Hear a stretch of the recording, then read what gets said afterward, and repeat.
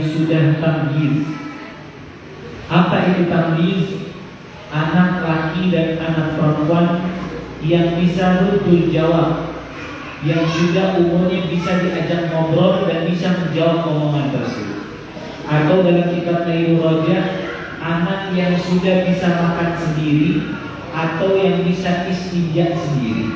Disebut namanya, anaknya bahasa Arabnya anak tamyiz. Namanya anak apa? Tamyiz. Lalu ada yang disebut namanya tarbiyatul aulad, cara mendidik anak sesuai sunnahnya Nabi Muhammad Sallallahu Alaihi Wasallam. Bagaimana trik-trik seseorang, yang mana yang dianjurkan sama Rasulullah Sallallahu Alaihi Wasallam, yang dibawa oleh Imam Nawawi Taala mendidik seorang anak.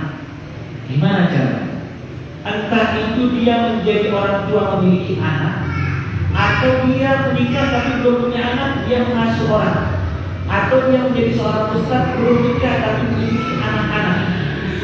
Dan tiga kemungkinan: dia menikah memiliki anak, atau dia sudah menikah tidak memiliki anak tapi mengangkat anak, atau ketika dia itu menjadi seorang ustaz memimpin ketika di pengajiannya ada anak-anak kecil. Ada satu, dia belum menikah tapi ada anak-anak kecil. Bagaimana cara seseorang ini ketika di dalam posisi menjadi, yaitu wali, pemimpin, entah itu menjadi orang tua atau orang tua angkat, atau orang tua yang mana orang tua tersebut statusnya menjadi ustaz, tetapi dia memiliki anak-anak asuh pada saat tersebut. Nah, ini perintah dari Rasulullah SAW. Ada beberapa hal. Yang pertama, apa yang kita anjurkan kepada anak tersebut yang sudah tamyiz, yang sudah dalam kategori sudah berumur perkiraan umur 7-6 tahun, 6 atau 7 tahun. Bahkan anak tamyiz itu sudah 5 tahun sudah bisa menjawab. Perkiraan umur mungkin 5 tahun sudah terhitung tamyiz, karena sudah bisa dia, kalau kita ngajak ngobrol bisa dia jawab, itu dihitung tamyiz. Dan syarat diperbolehkan orang naik masjid tersebut anak kecil, salah satunya anak kecil yang tamyiz, anak yang ngerti diajak ngobrol, kalau dikasih tahu jangan main-main, dia nggak main-main. Tetapi kalau anak tersebut masih main-main di masjid, masih main-main dan menghinakan masjid, maksud menghinakan masjid dalam arti mengotori masjid, sering melangkah-langkah keliling-keliling sehingga mengganggu orang sholat. Nah, ini sebaiknya orang tua tersebut sebelum membawa anak tersebut ke masjid harus ada namanya tarbiyah, mendidik anak tersebut di rumah dulu dan mengajari anak tersebut bahwa nanti di masjid bahwa ada adab-adab supaya tidak menghinakan masjid tersebut. Jelas atau tidak? Jelas. Sangat jelas. Nanti bingung. Jelas. Insyaallah. Cara bagaimana Ustaz? Dan bagaimana sikap kita nanti menemukan anak-anak yang lagi main-main? Jelas. Ketika kita ada anak-anak di sini di masjid masih kecil, pertama kondisi entah itu orang tua pada saat tersebut tidak mengerti untuk membawa anak tersebut. Niatnya rata-rata orang tua itu, kita jangan salahkan langsung kepada orang tua. Rata-rata yang orang tua itu pertama membawa ke masjid adalah niat supaya mendidik anak itu terbiasa masjid. Betul atau tidak? Betul. Itu niat pertama. Tetapi sebagian orang tua walaupun niatnya baik, ada tidak mengerti tentang kapan boleh dibawa, kapan tidak boleh dibawa. Lalu bagaimana sikap kita ketika kita menemukan anak seperti ini? Kita tidak jadi orang tua. Apakah langsung memukul? Tidak boleh. Apakah menjewet? Tidak boleh. Apakah membentak anak tersebut marah? Tidak boleh. Ada tata caranya bagaimana cara menegur anak. Jelas seperti ini? Jelas. Posisi kita posisi seperti ini atau entah kita di posisi seperti ini. Maka kondisikanlah posisi kita di mana posisi kita sendiri. Jangan posisi kita ini pada saat tersebut tidak jadi orang tua, tapi kita memposisikan kita menjadi orang tua di sana tersebut. Padahal kita posisinya menjadi seorang, bagaimana orang tersebut harus kita tegur. Bagaimana caranya? Bukan menjadi orang tua. Ya, kita mulai sedikit demi sedikit. Pertama, yaitu perintah di dalam kitab Riyadhus Shalihin ini. Imam Nawawi rahimahullah taala memerintahkan kepada kita membawa satu ayat yang sangat penting dalam surah Thaha. Sebelum hadis-hadis yang sahih dibawakan, Pertama, beliau mengutip satu ayat daripada surah Toha, wa'mur ahlaka bis-shalah wastabir 'alaiha la nas'aluka rizqan nahnu narzuquk. Apa kata Allah? Hei orang tua, perintahkanlah keluarga kalian. Siapa itu keluarga? Istri, anak, keponakan, anak angkat, anak didik, keluarga. Untuk apa? Bis-shalah. Untuk apa?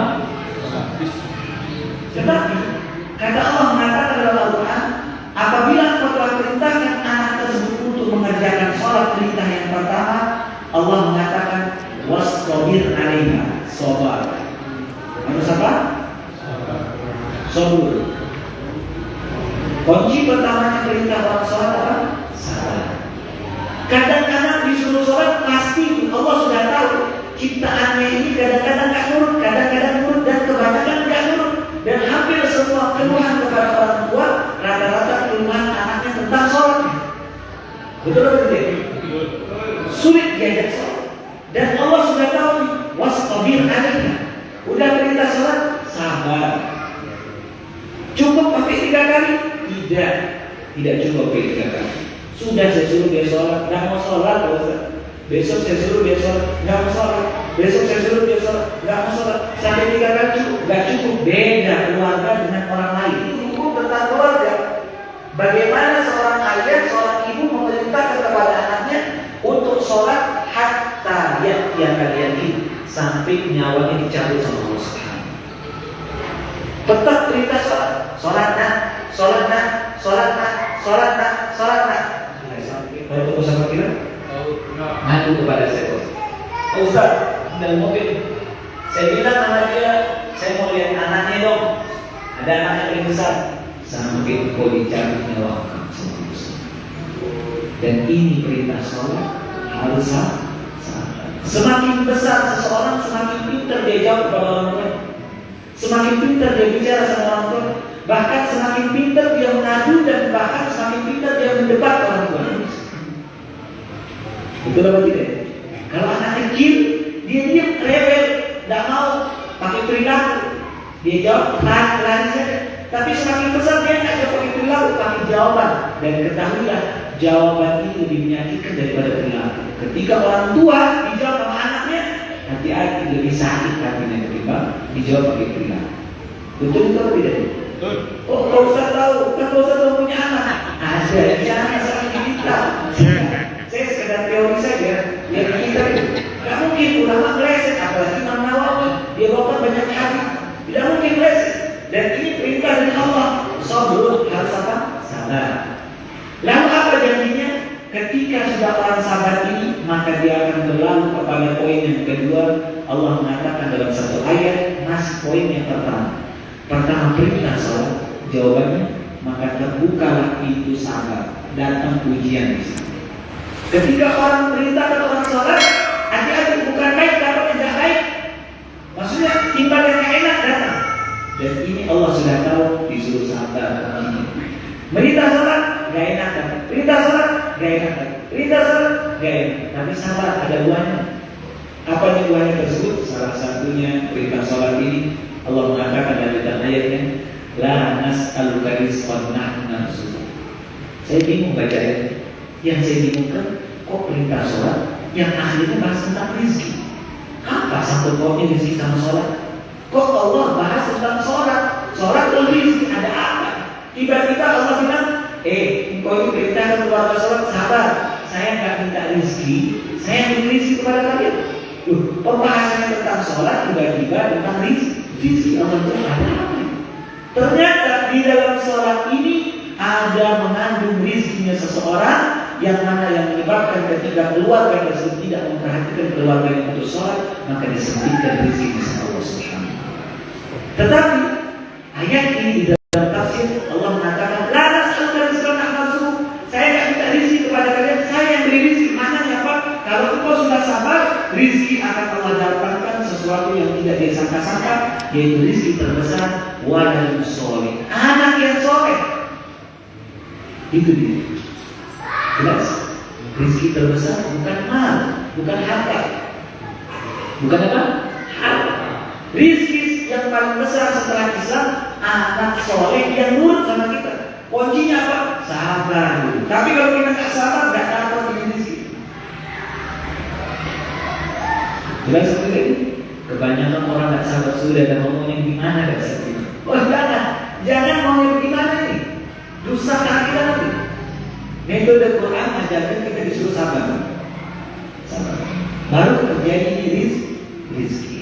Makanya Sayyidina Umar salah satu mengucapkan poin rizki itu salah satunya bukan hanya anak teman soleh itu juga rizki. Makanya saya sering di pengajian saya, semalam saya sampaikan di pengajian saya sampaikan malam Senin kemarin, Pak, bapak-bapak dan ibu-ibu, kalau kita meninggal itu kita bawa dua. Jangan lupa ya, bawa dua. Apa itu? Amal soleh dan teman soleh. Amal soleh dan apa? Kenapa amal soleh sama teman soleh harus dibawa? Iya, kenapa? Nanti setiap orang masuk neraka, setiap Allah keluarkan dia dari neraka, penduduk neraka semua bertanya, sebab apa dia keluar? Kok bisa keluar? Apakah dari syafaat Nabi? Apakah syafaat dari Rasul? Dia bertanya. Dijawab, dibantah di sana. Bukan sebab syafaat Rasul, bukan syafaat Nabi, sebab dia temannya, dia itu teman soleh, dimasukkan ke dalam surga, dia berdoa, ya Allah masukkan dia juga ke dalam surga dan diangkat. Pada saat tersebut, semua orang-orang di neraka berharap dia memiliki semua teman soleh. Penting teman soleh ini, tidak usah berlemeh. Dan di sana mereka berpikiran apa? Memang mereka kenal orang soleh, tapi tidak dekat dulu. Seandainya dia ingat saya, dia berharap dia diingat pada saat tersebut. Berharap seandainya saya ingat. Dulunya dia kenal tapi nggak rapat, nggak dekat, dia acak-acak. Belum waktunya, nanti begitu pensiun baru saya teman soleh. Kan ada di situ. Maka ini dibawa ketika meninggal, amal soleh dan apa? Salah satu teman soleh ini duduk di suatu kajian ini termasuk teman soleh. Ini yang bisa dilawan kita. Yang menyampaikan juga belum tentu masuk surga. Siapa tahu yang mendengar ini masuk surga. Dia ingat, oh dulu saya pernah diajar di Madinah sama Ustaz itu. Bisa Bapak Yusuf saya masuk surga. Masya Allah. Bisa jadi seperti itu. Bagaimana Pak Yusuf? Cuma jangan doakan saya masuk neraka.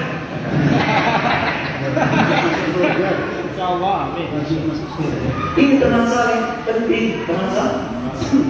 Nah, lalu begitu rizki ini datang, masuklah kita ke poin ketiga. Tidak mungkin dia setelah apa ada amal ini, tidak ada amal bisa, tidak ada perintah, lalu disuruh sabar, tidak mungkin. Urutannya memang berurutan. Amal dulu perintah, baru ada tembakan di sini kita disuruh sabar. Baru dibukakan pintu kedua sama Allah, rizki terjadi anak soleh. Lalu terbukalah di sini yang ketiga. Tidak mungkin ketiga ini muncul kecuali harus ada kedua dan yang pertama. Apa itu? Sakinah. Apa sakinah? Tenang. Tolong tenang Bapak Ibu. Tenang. Tenang itu bagaimana? Tenang itu dia merasa aman. Dimanapun anak ini dilepas dia merasa aman. Ketika dia ditaruh rizki, saya mungkin dia ke Jakarta, kemudian saya tenang anak saya yakin dia bisa jaga sholat. Kita sudah tahu, dia merasa tenang. Jadi ketika orang mau menikah di Bapak Ibu, ada dua muncul tipe suami dan tipe istri. Ketika orang menikah, ada suami yang perlu kontrol dan ada istri yang perlu dikontrol. Ada istri yang tidak bisa ditinggal, ada istri yang bisa ditinggal. Jelas seperti ini? Nah, nanti maksudnya Ada penjelasan tambahan. gini. Ada sebagian istri yang suaminya kerja, dia tetap tanya istrinya lagi di mana. Karena apa? Dia ini takut sama istri dia. Ini model istri yang perlu kontrol, yang membuat suami tidak tenang. Ini kan dia harus ada amal dulu, ada perintah menjaga sholat. Dan biasanya istri seperti ini atau suami yang seperti ini yang butuh kontrol, itu biasanya jarang jaga sholat. Jarang jaga sholat. Betul apa tidak?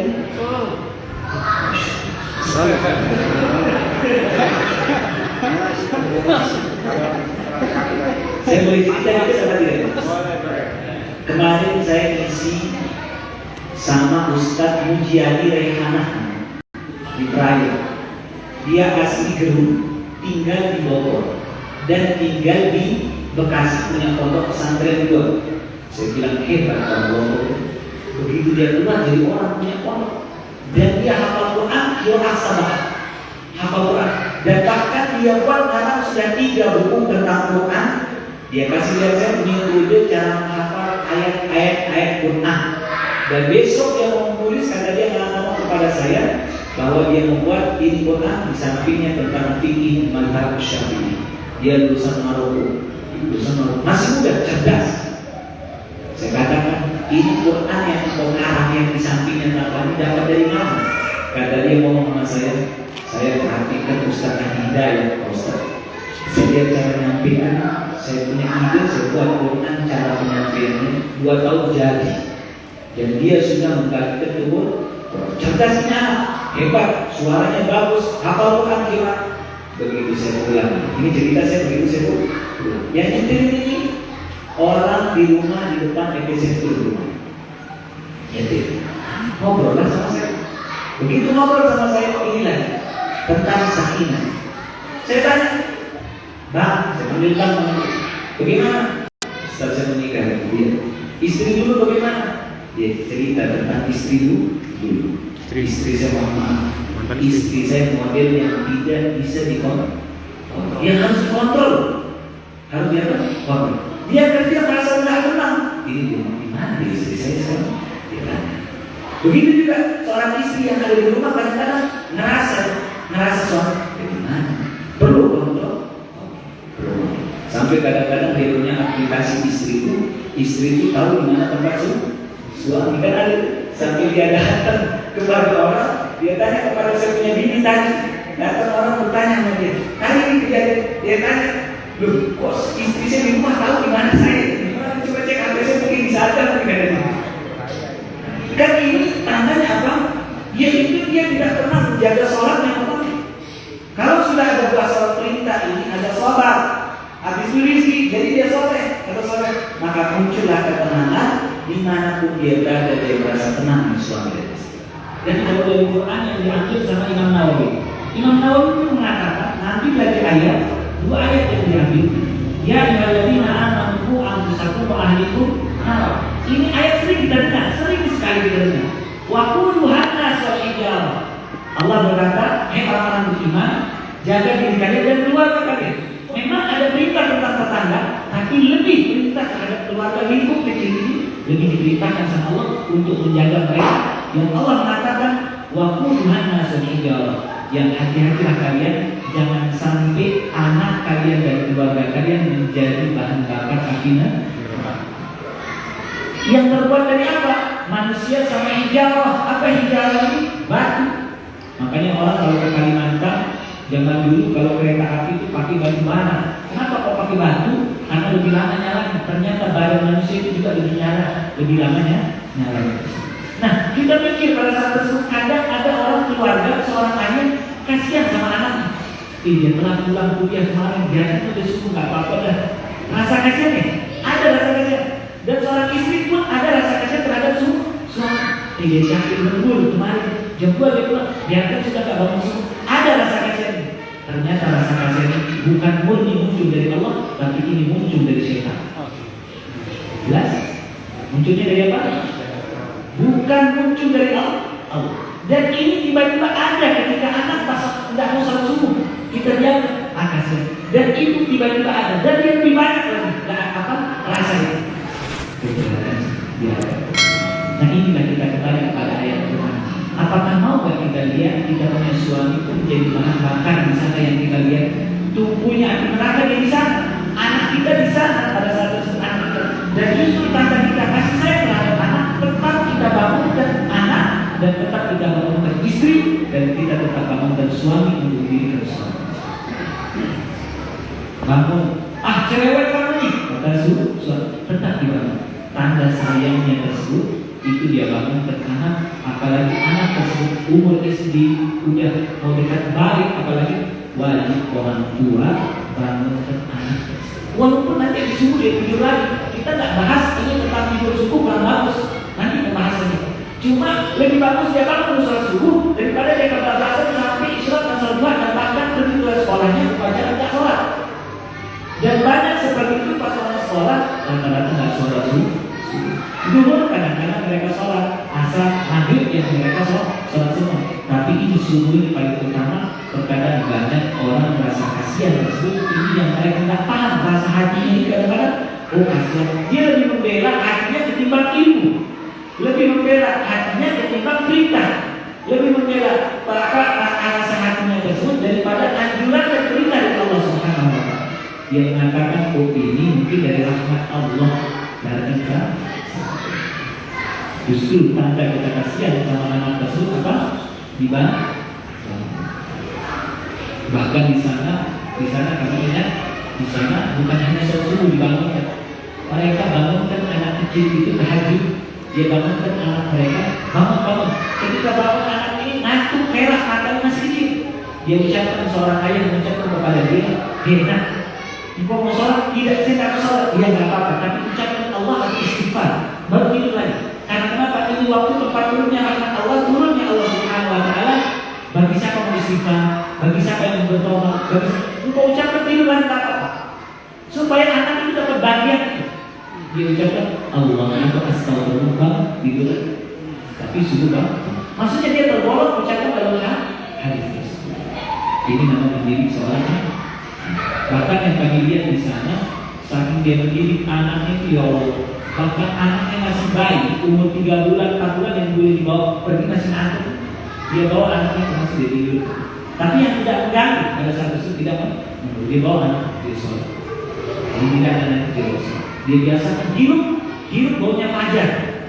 Dia lihatin fajar, anak-anak kecil biasa lihat fajar. Ini sampai tua ayahnya nggak pernah lihat fajar. Dia lihat yaitu lihat apa waktu itu fajar itu nggak tahu. Ternyata fajar itu indah, bagus. Kadang-kadang orang tua dia gendong anaknya dilihat, nah itu loh nama fajar. Dia gendong anaknya nama fajar. Dia tunjukkan sesuai tahu dan ini melekat kepada seorang. Tapi kita seorang ayah nggak pernah tunjukkan anak itu mana loh fajar. Jarang kita teh. Betul apa gitu? Oh. Ini karena udah dekat Isya, besok suatu saat kita akan lanjutkan insya Allah bagaimana melanjutkan tentang Rasul ceritakan kepada anak kecil cucunya mengeluarkan makanan yang bukan haknya dia, dan bagaimana Rasul memerintahkan kepada pelajar makan dan memerintahkan pisah tempat tidur antara laki dan perempuan. Bagaimana ketika berbicara sama anak laki dan anak perempuan, anak laki gimana cara bicara, anak perempuan gimana cara bicara kita. Dia beda cara bicara. Karena anak laki ini harus dengan sesuatu yang agak sedikit keras, anak perempuan tidak boleh ada keras. Banyak perlakuan, banyak karena yang tidak boleh keras sama anak. Perbedaan cara penyampaian, cara penyampaian itu silakan kepada bapak, ibu-ibu yang ingin bertanya.